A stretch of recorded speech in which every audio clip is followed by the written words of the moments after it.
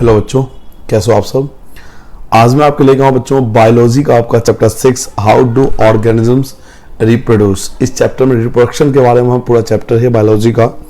और आप किसी भी स्टेट की पॉलिटेक्निक की प्रिपरेशन क्यों ना कर रहे हो, पूरा वीडियो देखने के बाद आप चेक कर लेना कि आपके जितने भी प्रीवियस ईयर के क्वेश्चन आए हो रिप्रोडक्शन से रिलेटेड, वो सभी क्वेश्चन आपको इस वीडियो में मिल जाएंगे।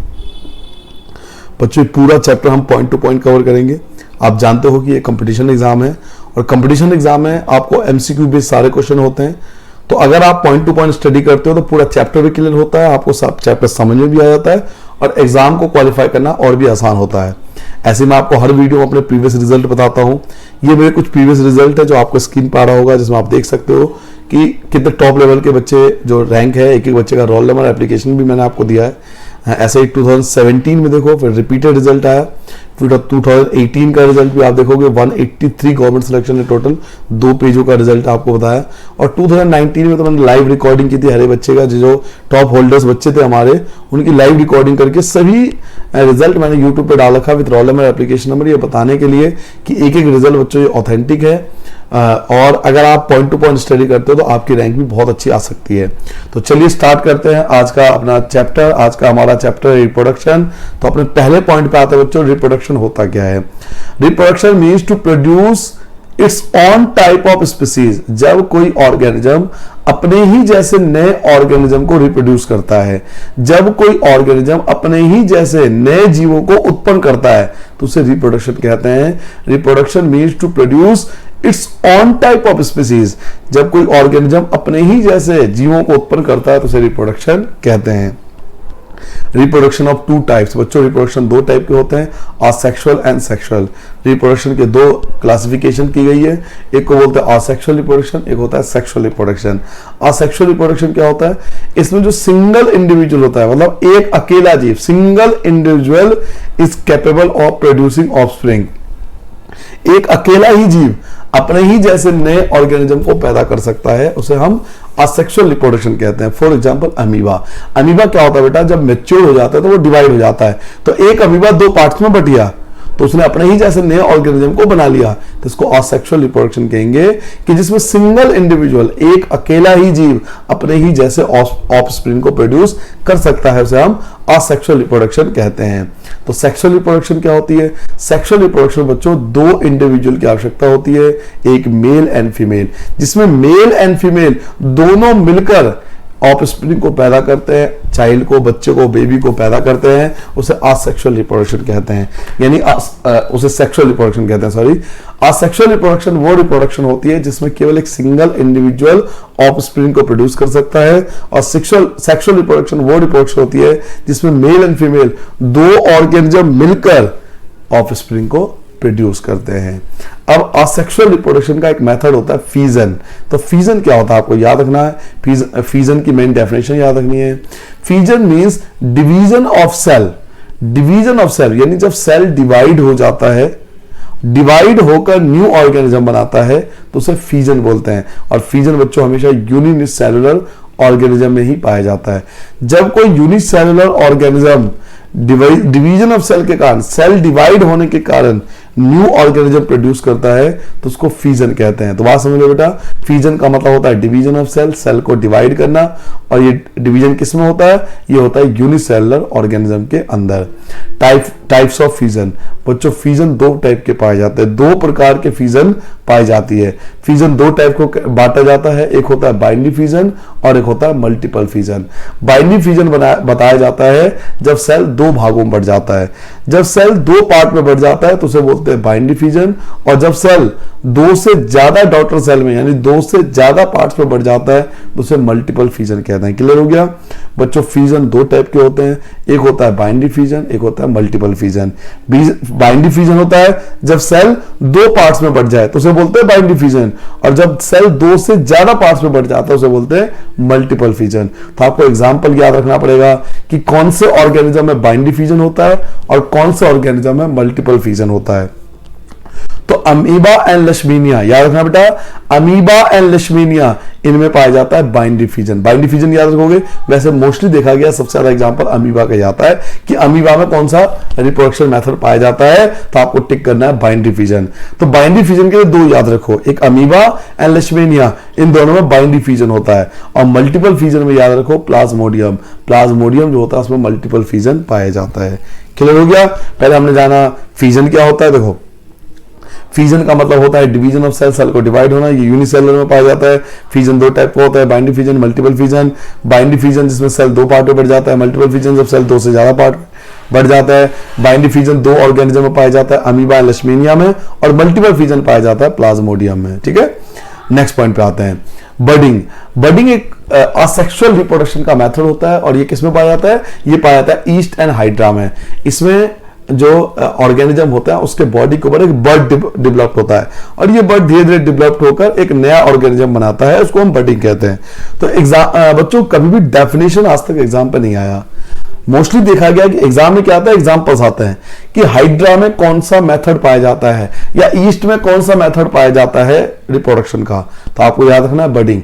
बडिंग के लिए दो एग्जांपल याद रखो best, east and hydra. East and hydra में बडिंग मेथड पाया जाता है। ऐसे ही स्पाइरोगायरा, याद रखो बेटा, स्पाइरोगायरा एंड फ्लैटवर्म, इन दोनों में पाया जाता है fragmentation method.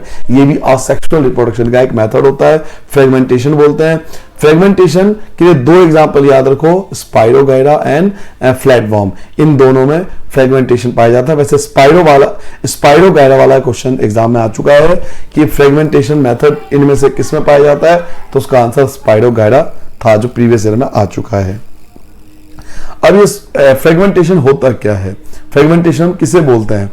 Spirogyra breakup into smaller piece, जब ऑर्गेनिज्म डिवाइड हो जाता है, छोटे छोटे पीस में बढ़ जाता है अपॉन मैच्योरेशन, अपने आप। मतलब कोई ऑर्गेनिज्म डेवलप्ड होके जब वो मैच्योर हो जाता है, मैच्योर होने के बाद वो अपने ही आप न्यू सेल में डिवाइड हो जाता है, नए पार्ट्स में बढ़ जाता है, नए ऑर्गेनिज्म में बढ़ जाता है, तो उसको फ्रेगमेंटेशन मेथड बोलते हैं। तो बात सुन लो बेटा, स्पाइरोगायरा जब मैच्योर हो जाता है तो अपने आप ही वो कई पार्ट्स में बढ़ जाता है, तो इस प्रकार के मेथड को फ्रेगमेंटेशन बोलते हैं। पॉइंट नंबर 12 पे आता है बेटा रीजनरेशन, कि रीजनरेशन क्या होता है? The ability of organism to grow or replace the lost body parts is known as regeneration. Regeneration का मतलब होता है ability of the organism, organism के अंदर ability होती है to grow or replace the lost part, मतलब जो ग्रोथ होने के बाद ये किसी कारण से अगर टूट जाए। देखो फ्रेगमेंटेशन में क्या होता है, जो ऑर्गेनिज्म होता है ना वो नेचुरली मैच्योर होने के बाद डिवाइड हो जाता है, बट रीजनरेशन होता है अगर किसी कारणवश ड्यू टू एनी रीजन, कुछ ऑर्गेनिज्म ऐसे होते हैं, कुछ प्लांट्स ऐसे होते हैं कि किसी कारण से, जानबूझ के नहीं, किसी कारण से अगर वो किसी पार्ट्स में डिवाइड हो गए, मान लो एयर के द्वारा, वाटर के द्वारा या एनिमल के द्वारा, वो अलग अलग पार्ट्स में डिवाइड हो गए, तो वो अलग अलग पार्ट्स एक नया ऑर्गेनिज्म बना सकते हैं, इसको हम रीजनरेशन कहते हैं। और ऐसा देखा गया है कि स्पाइरोगायरा, प्लेनेरिया एंड हाइड्रा जो है वो बेस्ट एग्जांपल होते हैं बच्चों रीजनरेशन के। इसमें जो हाइड्रा है वो कई बार एग्जाम में आ चुका है। तो हाइड्रा दो जगह आपको मिलेगा, एक बडिंग में भी मिलेगा, देखो बडिंग में भी था, बडिंग में भी हाइड्रा एग्जाम्पल है और रीजनरेशन में भी हाइड्रा एग्जाम्पल है, क्योंकि हाइड्रा के अंदर दोनों क्वालिटी पाई जाती है। तो एग्जाम में इस बात की टेंशन मत लो, एग्जाम में ऑप्शन आपको कोई एक ही मिलेगा।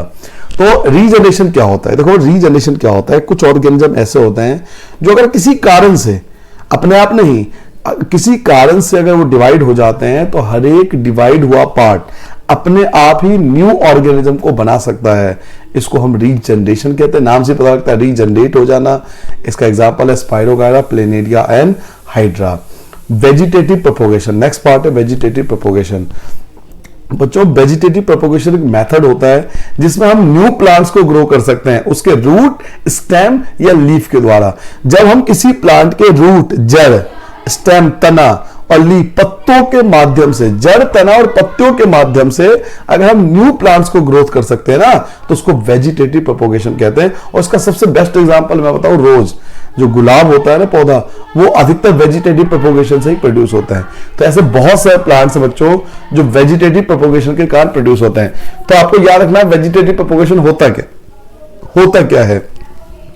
वेजिटेटिव प्रोपोगेशन वो मेथड होता है जिसमें न्यू प्लांट्स को ग्रोथ किया जाता है, रूट, स्टेम या लीफ का इस्तेमाल करके हम न्यू प्लांट्स को प्रोड्यूस करते हैं। इस मेथड को वेजिटेटिव प्रोपोगेशन के नाम से जाना जाता है।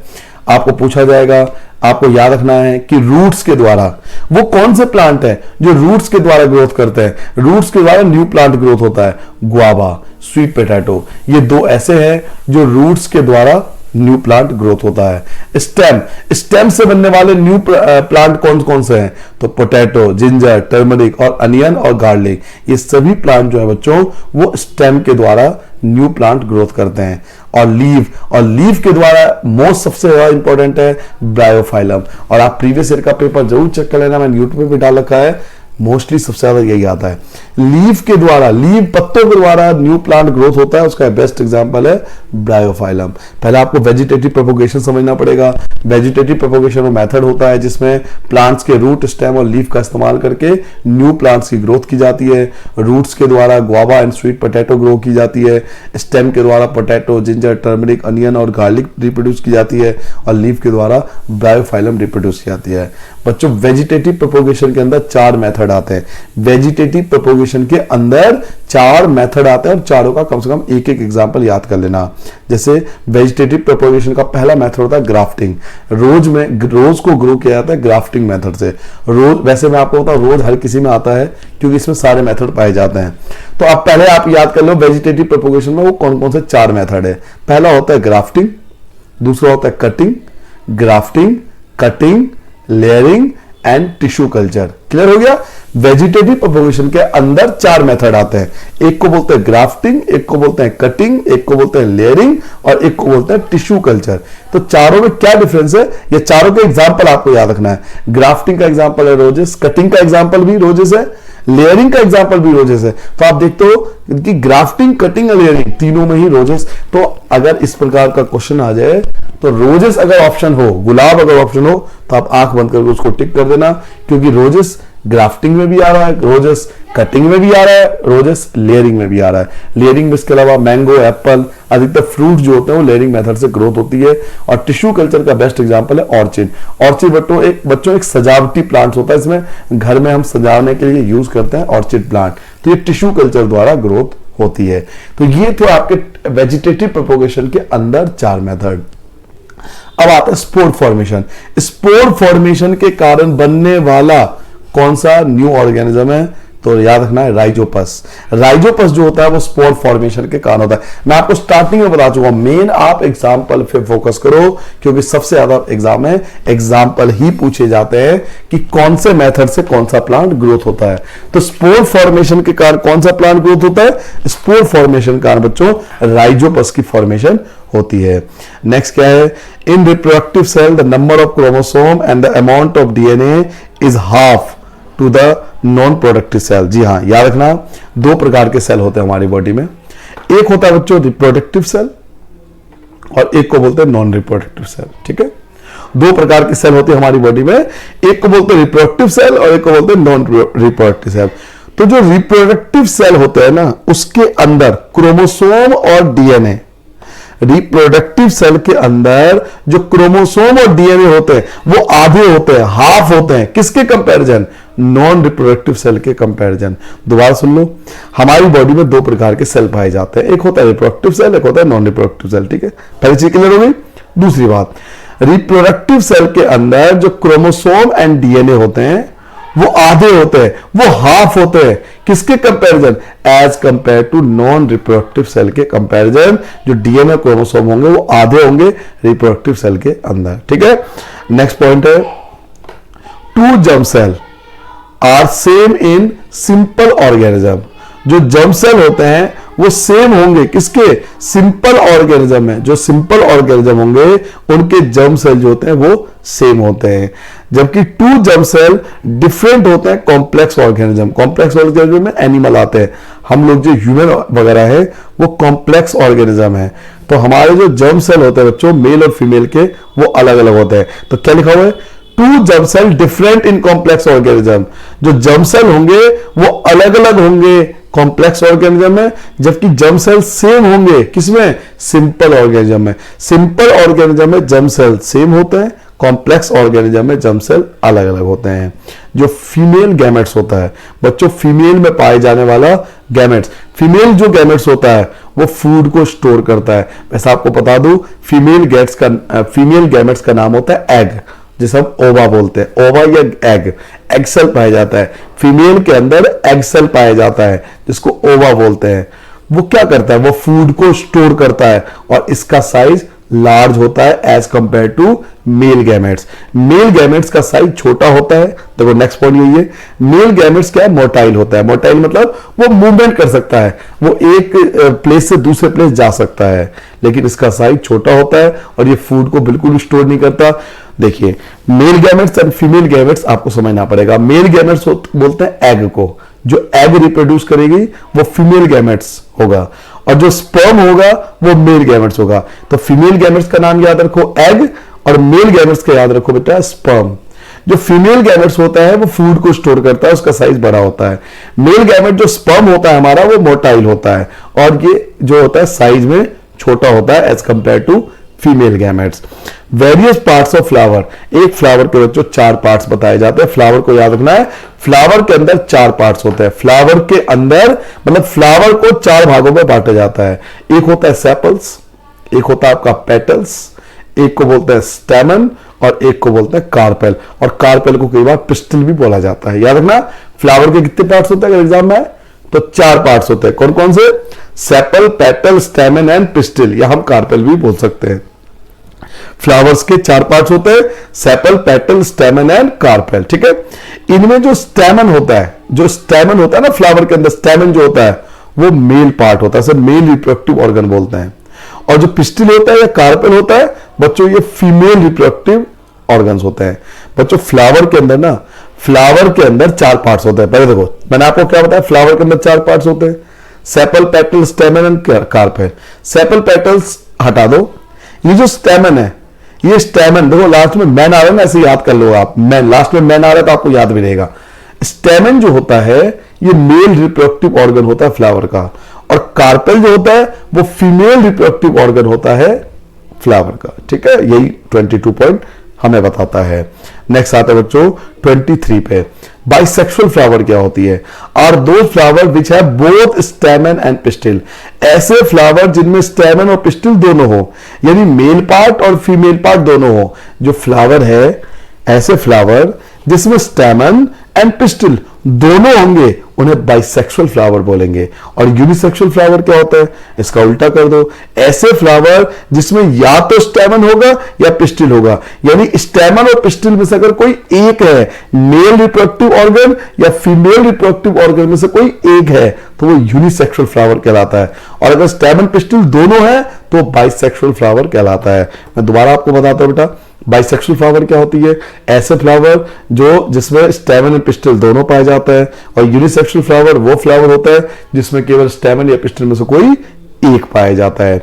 मेन आप एग्जांपल में फोकस करो, आपको कुछ यूनिसेक्सुअल प्लांट के नाम याद करके जाने हैं। यूनिसेक्सुअल प्लांट मतलब जिसके अंदर स्टेमन या पिस्टिल में से कोई एक हो, तो पपाया, वाटरमेलन, तोरी एंड लौकी, these are the pumpkin, these are the examples of unisexual plant। तो मुझे अगर एज ए स्टूडेंट आपको याद करवाना हो ना कि यूनिसेक्सुअल प्लांट के नाम याद कर लो, एग्जाम में पूछा जाता है कि इनमें से कौन सा यूनिसेक्सुअल है या इनमें से कौन सा बाइसेक्सुअल है। मैं आपको हिंट देता हूं, देखो बच्चों अधिकतर जो फ्रूट्स ये जिनके साइज या सब्जी जो है वेजिटेबल जिनके साइज ना थोड़े से लार्ज होते हैं, थोड़े बड़े साइज में पाए जाते हैं, ये यूनिसेक्सुअल प्लांट होते हैं। जैसे पपाया, वाटरमेलन, तोरी, लौकी एंड पंपकिन। आपको पता है इन सब का साइज नॉर्मल वेजिटेबल या फ्रूट से थोड़ा लार्ज होता है, तो ये सब यूनिसेक्सुअल होते हैं। जबकि बाइसेक्सुअल की पहचान होती है, ये फिक्स नहीं है, मैं आपको बता दूं, ऐसा नहीं कि मैंने बोले तो फिक्स है, मैं आपको सिर्फ याद करने का मेथड बता रहा हूं, क्योंकि मोस्टली एग्जाम में यही सब पूछे जाते हैं।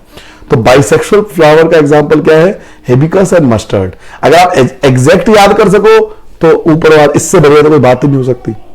अगर आप एज इट इज याद कर सकोगे तो यूनिसेक्सुअल प्लांट ये होते हैं और बाइसेक्सुअल प्लांट ये होते हैं, तो इससे बढ़िया तो कोई बात ही नहीं हो सकती, क्योंकि इन्हीं में से अधिकतर पूछा जाता है। जैसे हिबिस्कस पहले आ चुका एग्जाम में कि हिबिस्कस यूनिसेक्सुअल है या बाइसेक्सुअल है। चलो, यूनिसेक्सुअल में कौन कौन बताया? यूनिसेक्सुअल में आता है पपाया, वाटरमेलन, तोरी, लौकी एंड पंपकिन, और बाइसेक्सुअल में कौन आता है? Hibiscus and mustard. अब आते हैं पॉलिनेशन। ये पॉलिनेशन क्या होता है? चलिए जी बेटा, पॉलिनेशन दो प्रकार के होते हैं। पॉलिनेशन को दो कैटेगरी में बांटा जाता है, एक होता है सेल्फ पॉलिनेशन और एक होता है क्रॉस पॉलिनेशन। याद रखोगे, self pollination and cross pollination. जब पॉलन ग्रेन, आपने पढ़ा था ना, स्टेमन जो मेल रिप्रोडक्टिव ऑर्गन होता है, वो पॉलन ग्रेन रिप्रोड्यूस करता है, और ये पॉलन ग्रेन किसके पास जाएगा? ये फीमेल ऑर्गन के पास जाएगा। तो जब पॉलन ग्रेन अपने ही एंथर के पास जाए, अपने ही फीमेल पार्ट के पास जाता है, when the transfer of pollen grain from the anther of a flower to a stigma occur in the same flower, यानी जब पॉलन ग्रेन अपने ही फ्लावर के स्टिग्मा के पास जाता है, फीमेल के पास जाता है, तो उसको सेल्फ पॉलिनेशन बोलते हैं। लेकिन अगर पॉलन ग्रेन, एक फ्लावर का पॉलन ग्रेन किसी और फ्लावर के स्टिग्मा के पास चला गया, किसी और फीमेल के स्टिग्मा के पास चला गया, तो उसे बोलते हैं क्रॉस पॉलिनेशन। दोबारा समझ लो, पॉलिनेशन दो प्रकार का होता है, एक होता है सेल्फ पॉलिनेशन, एक होता है क्रॉस पॉलिनेशन। सेल्फ पॉलिनेशन क्या होता है? जब पॉलन ग्रेन अपने ही फ्लावर के स्टिग्मा के पास जाता है तो उसे सेल्फ पॉलिनेशन बोलते हैं, और जब पॉलन ग्रेन किसी और फ्लावर के स्टिग्मा के पास जाता है तो उसे क्रॉस पॉलिनेशन बोला जाता है। चलिए आगे बढ़ते हैं बेटा। अभी पॉलन ग्रेन कौन प्रोड्यूस करता है? मैंने अभी आपको बताया था, पॉलन ग्रेन रिप्रोड्यूस करता है स्टेमन, जो फ्लावर का स्टेमन होता है ना, मेल रिप्रोडक्टिव पार्ट, आपको याद होगा, मेन जर्म सेल। जो फ्लावर में मैंने आपको 4 पार्ट्स बताए थे, सेपल, पेटल, स्टेमन, पिस्टिल। तो जो स्टेमन होता है बच्चों, जो मेल जर्म सेल होता है स्टेमन, वो रिप्रोड्यूस करता है पॉलन ग्रेन, और ये मोस्टली येलो कलर में पाया जाता है।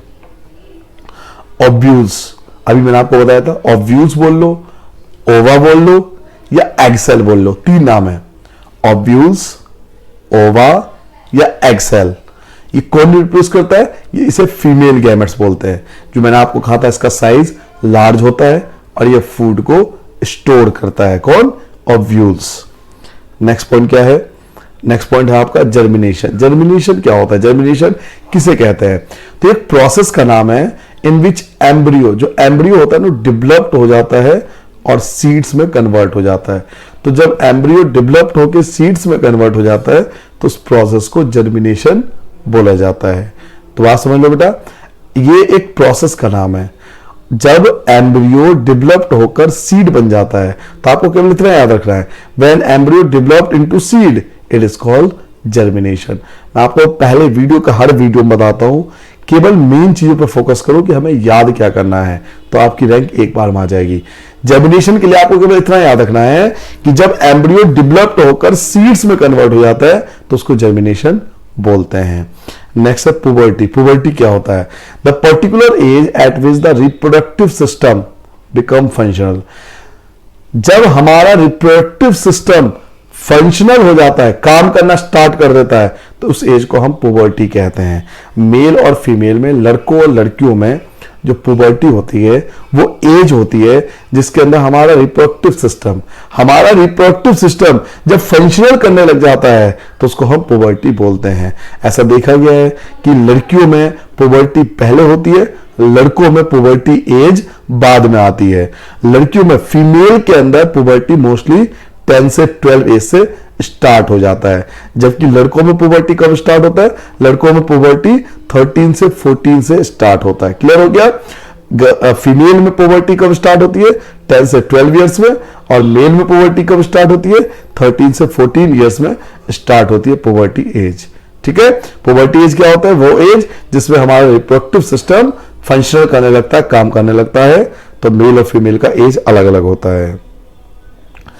द मेल गैमेट्स, चलो अभी आपको बताया था, बताओ फिर से वही आ गया। मेल गैमेट्स का क्या नाम बताया था? मेल गैमेट्स का नाम होता है स्पर्म। याद करो, मैंने आपको पहले ही बताया था ये बात।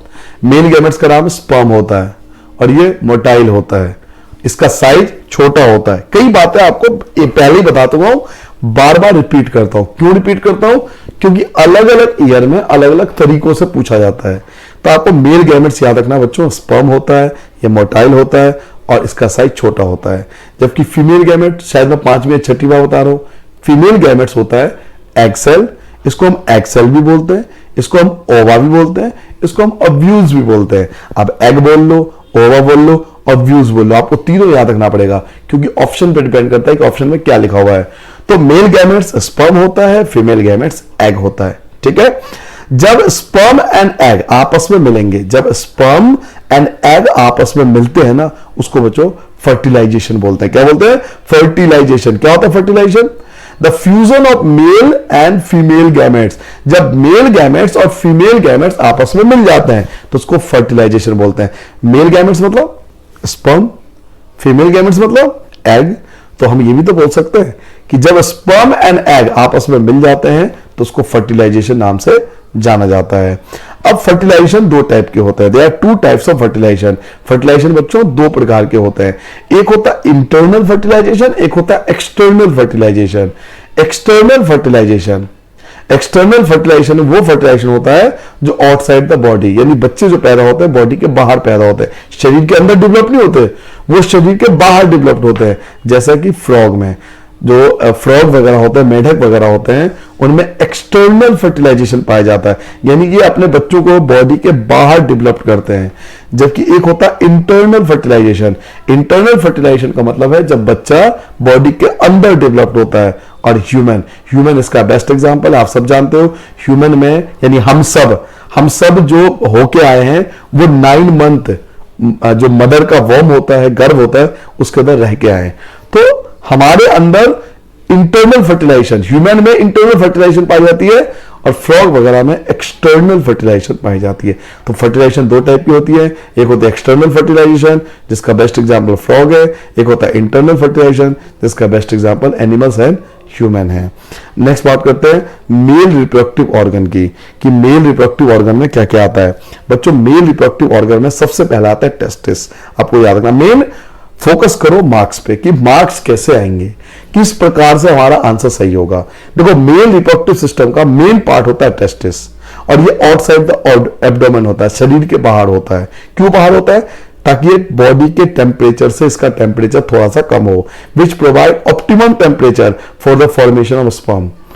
टेस्टिस जो होता है वो हमारे आउटसाइड द एब्डोमेन होता है, मतलब बॉडी के बाहर होता है, बॉडी से अटैच होता है लेकिन बॉडी के बाहर होता है। क्यों? ताकि इसका टेम्परेचर कम हो। जब इसका टेम्परेचर कम होगा तभी ये स्पर्म की फॉर्मेशन करेगा। तो यहां पे कितनी चीज क्लियर हो गई? पहली चीज क्लियर हुई कि हमारे मेल रिप्रोडक्टिव सिस्टम में टेस्टिस होता है, टेस्टिस एब्डोमेन के आउटसाइड होता है, इसका टेम्परेचर कम होना चाहिए। और सबसे बड़ी बात बताओ, स्पर्म की फॉर्मेशन कौन करता है? फॉर्मेशन ऑफ स्पर्म कहां बनता है? तो टेस्टिस के अंदर बनता है। ठीक है, फिर इन स्पर्म को जब ये बन जाता है, टेस्टिस में जब स्पर्म बन जाता है, उसके बाद ये जाता है वास डिफरेंस। वास डिफरेंस एक ट्यूब होता है जो स्पर्म को आगे ले जाता है। वास डिफरेंस एक ट्यूब की तरह होता है, पाइप की तरह होता है, जो आपके स्पर्म को, मेल स्पर्म होता है, उसको आगे ले जाता है। किसके पास ले जाता है? ये ले जाता है बेटा सेमिनल वेसल्स के पास। ये स्पर्म किसके पास ले जाता है? ये स्पर्म ले जाता है बेटा सेमिनल वेसल्स के पास, जो स्पर्म को स्टोर कर देता है। क्लियर हो गया?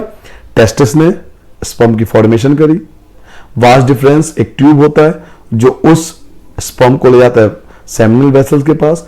अब सेमिनल वेसल्स ने उस स्पर्म को स्टोर कर लिया। उसके बाद आता है यूरिनरी ब्लैडर, और यूरिनरी ब्लैडर के बाद आता है यूरेथ्रा। तो ये 4 पार्ट बेसिकली होते हैं मेल रिप्रोडक्टिव सिस्टम में। 4 पार्ट आपको याद रखने। ठीक है, सबसे पहले टेस्टिस, दूसरा क्या था? वास डिफरेंस, तीसरा क्या है? सेमिनल वेसल्स, और चौथा होता है यूरिनरी ब्लैडर एंड यूरेथ्रा। तो ये 4 बातें आपको याद रखनी है जो मेल रिप्रोडक्टिव सिस्टम में पाया जाता है। इसमें सबसे ज्यादा जो एग्जाम में आता है, एग्जाम पर्पस से मैं आपको बताता हूं, अधिकतर एग्जाम में ये पूछा जाता है कि स्पर्म की फॉर्मेशन कहां होती है? तो टेस्टिस के अंदर होती है। ठीक है, सबसे ज्यादा यही एग्जाम में पूछा जाता है। फिर वही स्क्रोटम आ गया। टेस्टिस जो होता है वो स्क्रोटम के अंदर पाया जाता है, जिसका टेम्परेचर 1 से 3 डिग्री कम होना चाहिए। टेस्टिस स्क्रोटम के अंदर पाया जाता है। जो स्पर्म की फॉर्मेशन होता है टेस्टिस करता है, टेस्टिस बच्चों स्क्रोटम के अंदर पाया जाता है, और इसका टेम्परेचर बॉडी के टेम्परेचर से 1 से 3 डिग्री कम होना चाहिए, तभी ये क्या करता है? स्पर्म की फॉर्मेशन करता है। ठीक है, तो स्पर्म की फॉर्मेशन के लिए इसका टेम्परेचर बॉडी के टेम्परेचर से 1 से 3 डिग्री कम होना चाहिए, तभी ये इजीली स्पर्म की फॉर्मेशन कर सकता है। देखो मैं अलग से पॉइंट ऐड कर लिया है कि स्पर्म की फॉर्मेशन कहां होती है, तो sperms are formed in testis, क्योंकि मुझे पता है कि सबसे ज्यादा एग्जाम में यही पूछा जाता है। जो आपने ऊपर पढ़ा, पढ़ना जरूरी है, ठीक है, नॉलेज सारी बातों को होना चाहिए, लेकिन एग्जाम पे भी फोकस करना है। एग्जाम में सबसे ज्यादा यही पूछा जाता है कि स्पर्म की फॉर्मेशन कहां होती है, तो स्पर्म कहां फॉर्मेशन होता है, टेस्टिस में। आपको बार बार ये बात मैं आपको बता रहा हूं। ठीक है, यहां पे आपका मेल रिप्रोडक्टिव सिस्टम खत्म होता है, अब स्टार्ट करेंगे फीमेल रिप्रोडक्टिव सिस्टम। चलिए जी, अब बात करते हैं फीमेल रिप्रोडक्टिव सिस्टम की।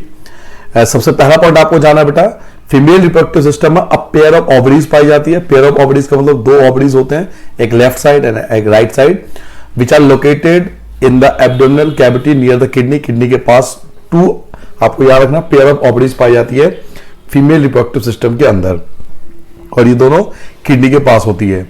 They perform 2 function. अब इसके 2 फंक्शन है, ओवरीज के बच्चों 2 फंक्शन होते हैं। पहला, प्रोडक्शन ऑफ फीमेल गैमेट्स। एक तो फीमेल गैमेट जो आपने एग याद होगा, ओवा ओव्यूल्स, वो प्रोड्यूस करता है। तो प्रोडक्शन ऑफ फीमेल गैमेट्स कौन रिप्रोड्यूस करता है, ओवरीज। और ये बहुत बड़ा क्वेश्चन बनता है अपने आप में कि जो एग्स है वो कौन रिप्रोड्यूस करता है, तो ओवरी रिप्रोड्यूस करता है। And secretion of female hormones, इसके अलावा ये फीमेल हार्मोन्स को भी रिप्रोड्यूस करता है। और मैंने आपको जब हार्मोन्स वाले चैप्टर पर पढ़ रहे थे हम, तब मैंने आपको बताया था कि ओवरी 2 टाइप के हार्मोन रिप्रोड्यूस करता है, एस्ट्रोजन एंड प्रोजेस्टेरोन, याद है। तो आपको फीमेल रिप्रोडक्टिव सिस्टम में याद रखना बेटा कि इनके फीमेल रिप्रोडक्टिव सिस्टम में पेयर ऑफ ओवरीज पाई जाती है, 2 ओवरीज पाई जाती है। इसके 2 फंक्शन है। पहला, ये फीमेल गैमेट्स यानी कि एग प्रोड्यूस करता है। दूसरा, ये female hormone estrogen and progesterone भी प्रोड्यूस करता है। ये ओवरीज का मेन फंक्शन है। इसके बाद आता है फिलोपियन ट्यूब, और नाम ये ट्यूब शेप में होगा और ये एग को कैरी करता है। तो मेन इसमें क्या है, Fallopian tube part of the body of a female human being does of fertilization occur। इसमें मेन आपको क्या याद रखना है, तो सबसे ज्यादा एग्जाम में जो आता है वो मैं आपको बता दूं, सबसे ज्यादा यही आता है कि फिलोपियन ट्यूब का मेन फंक्शन है, यहां पर फर्टिलाइजेशन होता है। यानी अक्सर क्वेश्चन पूछा जाता है कि फर्टिलाइजेशन कहां होता है, फीमेल बॉडी के अंदर, फीमेल रिप्रोडक्टिव सिस्टम में फर्टिलाइजेशन कहां होता है, तो बच्चों फर्टिलाइजेशन होता है फिलोपियन ट्यूब में। याद रखना, बार बार बोल रहा हूं, फर्टिलाइजेशन फिलोपियन ट्यूब में होता है। The fallopian tube from both side open into muscular structure the uterus. और जो फिलोपियन ट्यूब है ये कनेक्टेड होता है किससे, यूटेरस से। किससे कनेक्ट होता है बेटा, यूटेरस से। तो सबसे पहला आपने क्या जाना, सबसे पहला आपने जाना ओवरीज एग को प्रोडक्शन करता है, फिर फिलोपियन ट्यूब से उस एग को, एक ट्यूब है फिलोपियन ट्यूब, उसको यूटेरस तक पहुंचा देता है। यूटेरस ओपन इनटू ए ट्यूबुलर स्ट्रक्चर वेजिना, जो यूटेरस है वो वेजिना में खुलता है, जिसको हम बर्थ कैनल के नाम से भी जानते हैं। तो वेजिना को क्या बोलते हैं बेटा, बर्थ कैनल। तो ये था एक्चुअल में फीमेल रिप्रोडक्टिव सिस्टम, जिसमें आपने जाना सबसे पहले क्या देखा आपने कि इनके अंदर पेयर ऑफ ओवरीज पाई जाती है जो 2 फंक्शन करते हैं, फीमेल गैमेट रिप्रोड्यूस करते हैं और फीमेल हार्मोन्स भी यही रिप्रोड्यूस करते हैं। इसके बाद फिलोपियन ट्यूब, ये ट्यूब शेप होता है जहां फर्टिलाइजेशन होती है। इसके बाद ये सभी एग को यूटेरस के पास ले जाता है, और यूटेरस जो होता है वो खुलता है वेजिना में, और वेजिना को हम बर्थ कैनल के नाम से भी जानते हैं। अब आते हैं ovary. Ovary is the female reproductive organ. Ovary क्या होता है, फीमेल रिप्रोडक्टिव ऑर्गन। अभी आपने ऊपर पढ़ा था इस पॉइंट में कि ओवरी जो होता है फीमेल रिप्रोडक्टिव ऑर्गन होता है। एग्स आर प्रोड्यूस, एग कौन प्रोड्यूस करता है, तो ओवरी प्रोड्यूस करता है। अब ये वाला पॉइंट भी आप कर चुके हो, तो ये दोनों पॉइंट आप ऊपर ही कवर कर चुके हो कि ओवरी जो होता है वो फीमेल रिप्रोडक्टिव सिस्टम ऑर्गन का पार्ट होता है, और एग कौन प्रोड्यूस करता है, तो वो भी ओवरीज प्रोड्यूस करता है। इनके अलावा एक पाया जाता है प्लेसेंटा। प्लेसेंटा एक टिश्यू होती है जो मदर को चाइल्ड से कनेक्ट रखता है, मदर को जो ऑफस्प्रिंग होता है, बेबी होता है, उससे उसको कनेक्ट करता है। तो प्लेसेंटा एक टिश्यू का नाम है। तो प्लेसेंटा का फंक्शन क्या होता है, the developing embryo get nutrients and oxygen।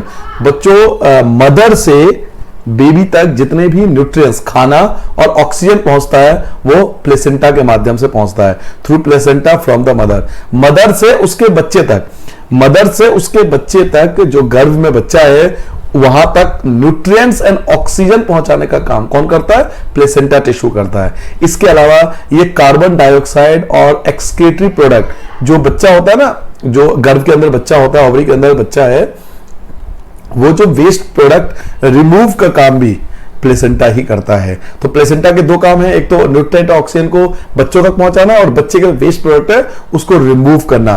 उस ऑफ द वो क्या करता है, वेस्ट प्रोडक्ट को of the embryo take place through the placenta, placenta के द्वारा वापस लाई जाती है इनटू मदर ब्लड और मदर के ब्लड में मिला दी जाती है।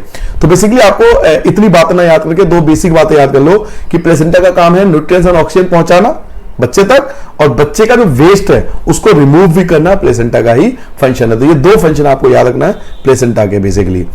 अगला है embryo developed in human being in the uterus. Embryo कहां डेवलप्ड होता है, जो एम्ब्रियो का मतलब है जो बेबी है वो कहां डेवलप्ड हो रहा है, तो वो यूटेरस के अंदर, जिसको हम गर्भाशय बोलते हैं, यूटेरस के अंदर डेवलप्ड होता है। एम्ब्रियो कहां डेवलप्ड होता है बेटा, एम्ब्रियो डेवलप्ड होता है यूटेरस के अंदर डेवलप्ड होता है। नेक्स्ट पॉइंट है ड्यूरेशन ऑफ जेस्टिनेशन या प्रेगनेंसी। प्रेगनेंसी में टोटल आपने सुना होगा 9 मंथ लगते हैं, लेकिन 9 मंथ एक थ्रू आउट द आइडिया है, इसका एग्जैक्ट फिगर आपको याद रखना 280 दिन। टोटल प्रेगनेंसी में बच्चों 280 दिन लगते हैं, 280 डे लिया जाता है। इसमें टोटल बच्चे का जो डेवलपमेंट होता है उसे 280 डेज लगते हैं पूरे डेवलप होने में। और जो न्यू बॉर्न बेबी होता है उसका आइडियल वेट कितना होना चाहिए, अप्रोक्सीमेट 3 से 3.5 kg। एक न्यू बॉर्न बेबी का जो आइडियल वेट है वो 3 से 3.5 kg होना चाहिए। ऐसा माना जाता है कि 3 kg अगर बच्चा हुआ है तो वो आइडियल वेट है। एक फीमेल के अंदर पाई जाती है मेंस्ट्रुएशन साइकिल। तो मेंस्ट्रुएशन साइकिल आपको याद रखना है 2 से 8 डे के लिए होता है। याद रखोगे मेंस्ट्रुएशन साइकिल कितने दिन के लिए होता है, अक्सर पूछा जाता है। तो मेंस्ट्रुएशन साइकिल होता है 2 से 8 डेज के अंदर। 2 से मतलब मिनिमम 2 डेज होगा, मैक्सिमम 8 डे का होगा मेंस्ट्रुएशन साइकिल। ये फीमेल में पाया जाता है। ये कब होता है ये बता दूं, in case of fertilization not taken place. अगर फर्टिलाइजेशन नहीं होता, अगर एग का फर्टिलाइजेशन नहीं होता तो क्या होता है, thickness inner wall of the uterus, जो यूटेरस का इनर वॉल होता है, यूटेरस के अंदर जो वॉल होता है, दीवार सी एक पतली सी परत होती है, वो टूटने लगती है, ब्रेक डाउन होती है अलोंग विद द ब्लड। और इससे क्या होता है, ब्लड वेसल भी टूटता है, उससे ब्लड बाहर आता है वेजिना के द्वारा in the form of bleeding, जिसे हम ब्लीडिंग बोलते हैं। और इसको हम मेंस्ट्रुएशन साइकिल बोलते हैं, जो 2 से 8 दिन तक फीमेल के अंदर होता है।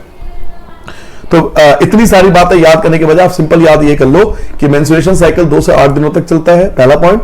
दूसरा पॉइंट ये कब होता है, जब एग का फर्टिलाइजेशन नहीं होता, वे in case when fertilization not taken place. Menstruation तभी होगा जब एग का फर्टिलाइजेशन नहीं होगा। ठीक है, दो बातें आपको सबसे ज्यादा इस बातों का ध्यान रखना है। ओव्यूलेशन, ओव्यूलेशन कब होता है, occurs normally in the mid of menstruation cycle. Menstruation cycle के बीचों बीच, नॉर्मली 14th डे, क्योंकि मेंस्ट्रुएशन साइकिल 28 डे का पूरा समय लगता है इसमें, 28 डे के बाद मेंस्ट्रुएशन होता है। तो 28 डे के बीचों बीच यानी 14th डे पर ओव्यूलेशन होता है। ओव्यूलेशन कब होता है, तो 14th डे ऑफ मेंस्ट्रुएशन। ठीक है, नेक्स्ट पॉइंट है various method to prevent pregnancy. Pregnancy को रोकने के कौन कौन से मेथड है, तो बच्चों प्रेगनेंसी को रोकने के बेसिकली 3 बड़े मेथड होते हैं।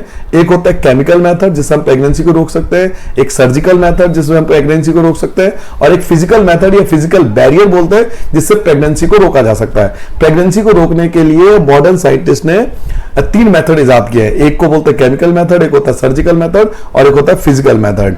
ठीक है, अब हम एक एक बार थोड़ा सा जान लेते हैं कि किस मेथड में क्या इस्तेमाल होता है।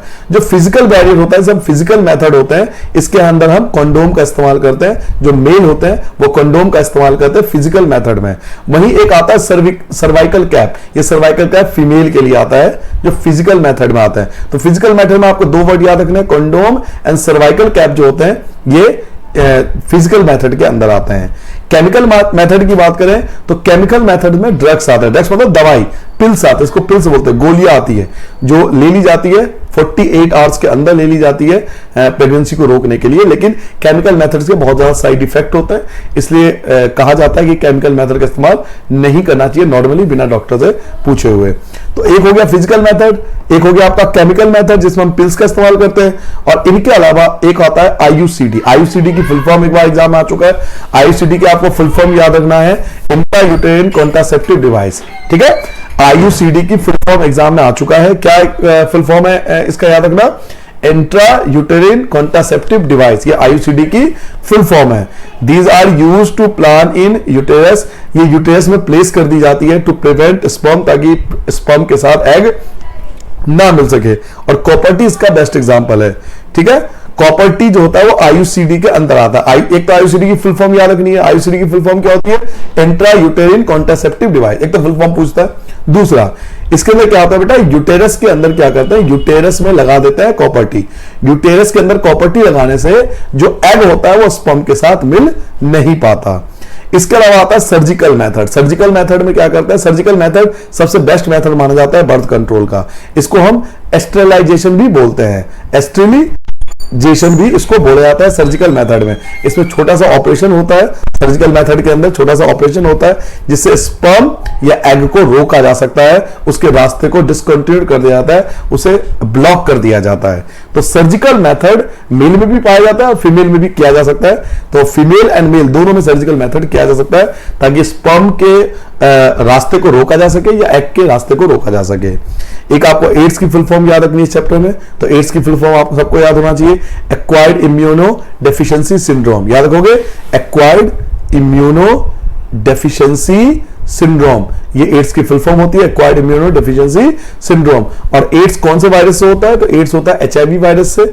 एचआईवी वायरस की फुल फॉर्म क्या है? Human immuno deficiency virus. Human immuno deficiency virus जो एड्स का होने का मेन रीजन है। चलिए, एसटीडी। एसटीडी होता है बेटा sexually transmitted disease. Sexually transmitted disease, STD की फुल फॉर्म याद रखोगे, सेक्सुअली ट्रांसमिटेड डिजीज बोलते हैं। और दो एसटीडी से बेसिकली दो प्रकार की बीमारी फैलती है। एक होती है बैक्टीरिया। बैक्टीरिया से होने वाले कौन सी बीमारी है? तो गोनेरिया एंड सिफिलिस, ये एसटीडी के अंदर आता है। एसटीडी के अंदर दो टाइप की बीमारी आती है, एक होता है बैक्टीरिया से होने वाला और एक होता है वायरस से होने वाला। ठीक है, एसटीडी के अंदर दो टाइप की बीमारियां आती है, डिजीज आती है। एक होती है बैक्टीरिया से होने वाला, एक होती है वायरस से होने वाला। तो बैक्टीरिया से होने वाला कौन सा डिजीज है? गोनेरिया एंड सिफिलिस जो होता है बैक्टीरिया से होता है। और वायरस से कौन सा होता है? Warts and AIDS. Warts and AIDS जो होता है वो वायरस से होता है। क्लियर हो गया? तो बच्चों ये सारे पॉइंट थे आपके रिप्रोडक्शन चैप्टर के अंदर। आप ये पूरा वीडियो अगर देख लेते हो, उसके बाद आप अपने प्रीवियस ईयर का पेपर जरूर चेक कर लेना। आप देखोगे कि सारे क्वेश्चन इसमें कवर्ड है।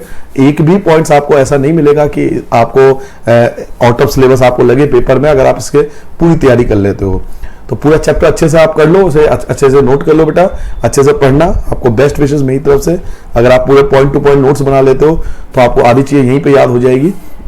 वीडियो को बार बार रिवाइंड करके देखोगे तो आधी चीज आपको याद हो जाएगी। तो अच्छे से पढ़ना, एग्जाम अच्छे से दे के आना। ठीक है बेटा, मेरी तरफ से आपको best wishes, best of luck आपके एग्जाम के लिए।